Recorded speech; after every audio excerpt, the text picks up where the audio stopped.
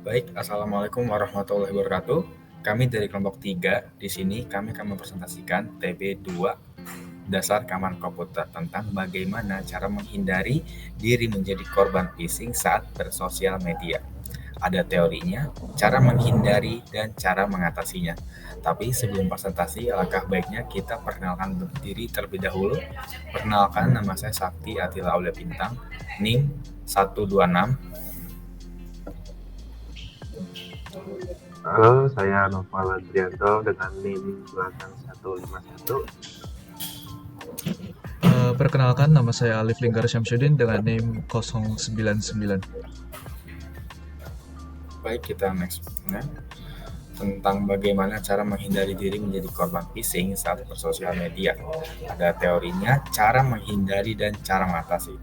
Baik, selanjutnya akan dijelaskan oleh teman saya, Noval.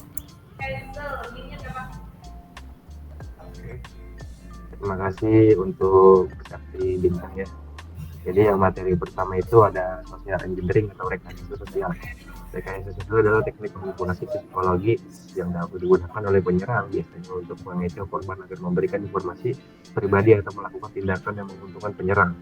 Dalam konteks itu, teknik ini sering melibatkan pembuatan situasi yang mendesak atau memanfaatkan emosi korban seperti rasa takut atau kecelakaan. Ya, ada contoh di sosial media yaitu pesan DM yang mengaku berasal dari bank yang meminta korban untuk segera memperbarui kata sandi biasanya untuk mereka untuk menghindari penipuan pun. Yang kedua ada baiting. Baiting itu adalah teknik mana penyerang menawarkan sesuatu yang menarik atau menguntungkan sebagai umpan untuk mendapatkan akses ke informasi sensitif korban. Biasanya ini melibatkan penawaran yang sangat menggoda seperti hadiah atau diskon besar yang sulit ditolak oleh korban. Contohnya itu kayak ada forum link klik di sini untuk memenangkan hadiah gratis atau undian lainnya berhadiah sama biasanya dan dia mengikuti langkah-langkah itu. Yang ketiga ada impersonation atau peniruan identitas. Itu peniruan identitas adalah ketika penyerang berpura-pura menjadi individu atau organisasi untuk menipu korban. Dalam konteks media sosial, penyerang sering menggunakan akun palsu yang menyerupai akun perusahaan atau bahkan teman korban. Contohnya itu seperti akun palsu yang berpura-pura menjadi bank atau mengirim pesan yang meminta korban untuk berbagi informasi akun mereka dengan mengklik tautan yang dia kasih atau tertentu. Lalu yang keempat itu ada psychological triggers atau pemicu psikologis. Phishing ini sering digunakan pemicu psikologis yang mendorong korban untuk bertindak secara impulsif berdasarkan emosi seperti ketakutan, keserakahan, atau keinginan untuk membantu orang lain. Contohnya itu kayak seperti pesan yang menyatakan akun Anda telah terdeteksi melanggar kebijakan seperti klik di sini untuk mengamankan akunnya atau permintaan misalkan teman Anda membutuhkan uang misalkan dan dia mengirimkan uang apa diminta untuk mengirimkan data sekarang. Lalu yang kelima ini ada spare phishing. Spare phishing itu kayak seperti bentuk phishing yang lebih parah, di mana penyerang menggunakan informasi yang lebih spesifik dan relevan untuk mengenai korban. Teknik ini sering kali melibatkan pengumpulan informasi dari profil media sosial korban atau membuat pesan phishing lebih personal dan menyakitkan. Contohnya itu seperti pesan yang mencantumkan nama korban atau referensi ke kegiatan terakhir yang dilakukan korban seperti hey saya lihat kamu baru saja pergi dari mana gitu kan, contoh dari konser atau bisa bantu transfer uang untuk tiket seperti itu. Mungkin dari saya segitu saja dan akan dilanjut materinya oleh Sakti Atila Aulia Bintang.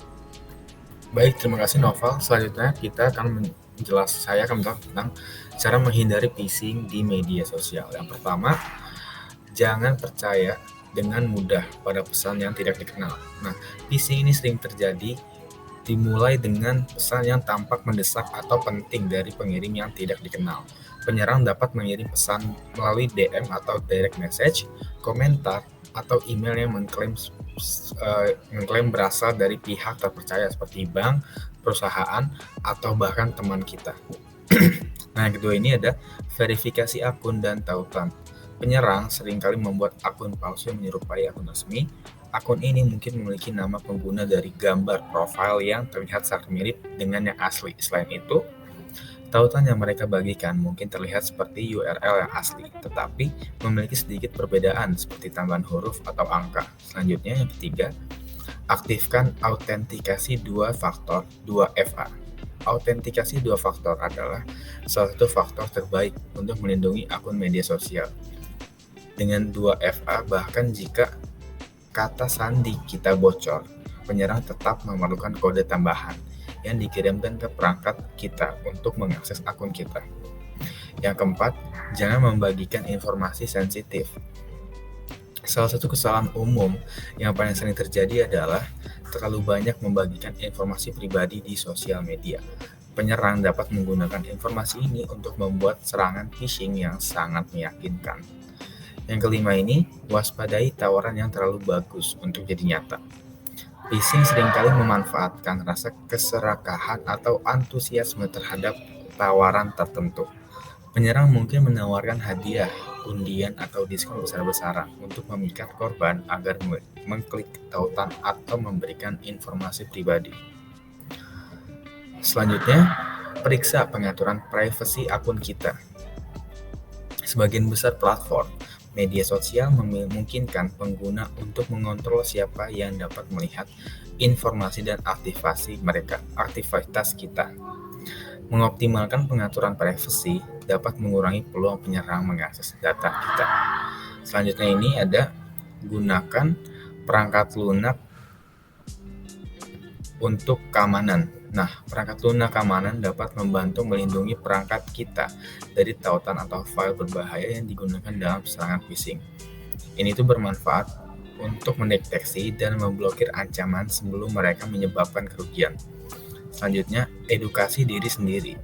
Nah, edukasi diri sendiri ini maksudnya gimana? Jadi, mengetahui cara kerja phishing adalah langkah penting untuk melindungi diri kita. Banyak penyerang menggunakan taktik yang serupa, sehingga mengenali tanda-tandanya akan membantu untuk kita menghindari hal tersebut. Baik, sekian dari saya.